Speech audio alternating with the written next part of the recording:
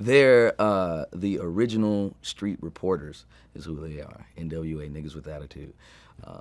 Cube, Yella, Ren, Dre. They're the coolest Eazy-E.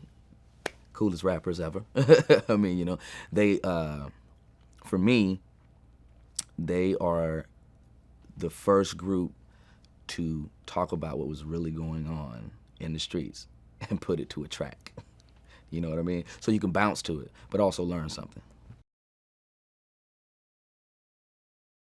He's done everything from action, comedy, drama, all these different genres he's done and done quite well. He's able to bring that to this story. And NWA, that's what this is. It's comedy, it's action, it's drama. I mean, because it's a life story in anybody's life. You know, there's these peaks and valleys, and this is the life of the group and all the characters within. So his style, attention to detail, every detail, he sees everything. He's adamant to let you know he sees everything, and he just wants every piece to be perfect. And because he's so good at doing all those different types of film, he's able to bring all that to this movie and create not just, you know, a good movie, but a masterpiece, I feel. It's crazy when you're doing a movie about people who are still living, you know what I mean? And they can say, no, that's not right. Very exciting to see them on set every day and to see smiles on their faces knowing that we did it right. I mean, they're so giving, you know, all of them. Yella, Tamika, Dre, Cube. I mean, they're very hands-on, you know, in the filmmaking process, and I knew it was going to be great because of them being there.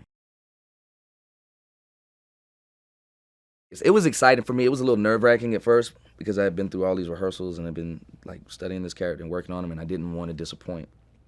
You know, because I told him when I first met him that I didn't want to act like you in this movie. I wanted to be you in this movie and make sure that I did everything accordingly, you know. And once I met him, he was just all smiles. He couldn't believe it. He would turn away from me and like, I can't look at you because it's like looking into a mirror, you know. He was like, you sure you're not my son? You know, he was a little worried. But he was very open. He was very happy that from the work I did and, you know, that I absorbed him. Everything he did, from his mannerisms to the way he held his face, he always holds his mouth to one side, never smiles in a picture. He was very excited that I knew all that stuff already and I had done a lot of homework. What bonded them was that they all shared a similar story. They all really wanted to tell some truth. You know what I mean? Because they were all kind of sick and tired of being sick and tired. They were all kind of like disgusted with what was going on, and nobody was talking about it, you know? And they all really wanted to talk about it. They really wanted to put it out there. They also wanted to make some cash, you know? But they just wanted to be, I mean, they didn't know that it was going to blow up like that. They just wanted to tell some truth on a record and make something different, because what they were hearing up to that point was whack, you know? What kept them together was that, you know, that brotherhood, that bond that they had from having those similar experiences. Hi, it's Lisa. Now I've got an interesting piece of movie trivia for you. Did you know that Jurassic Park, Pulp Fiction, Forrest Gump and The Shawshank Redemption were all in theatres at the same time in October of 1994?